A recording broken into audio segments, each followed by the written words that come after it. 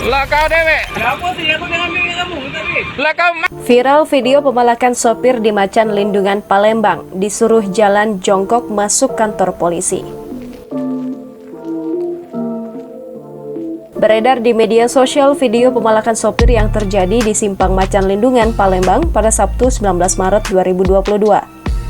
Pada video tersebut terlihat pelaku memaksa sang sopir untuk memberikan uang. Sang sopir pun tak ingin memberikan uangnya dan merekam kelakuan pemalakan tersebut. Pelaku marah karena tindakannya direkam oleh sopir tersebut. kau. Kau masih kau apa sih? Lah ngapa kau?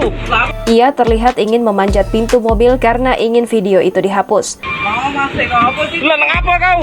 Aku dengan lu. Tidak lama, si pemalak ini akhirnya diringkus polisi. Kanit Reskrim Polsek IB1 Palembang, Ibtu Apriansyah telah mengamankan pelaku pemalakan tersebut pada Minggu 20 Maret 2022. Pelaku diamankan di tempat nongkrong seputaran tempat kejadian pemalakan.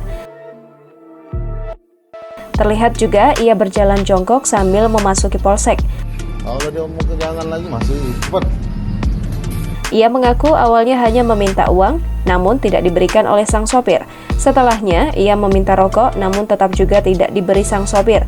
Ia pun marah lantaran kesal karena aksinya tersebut direkam.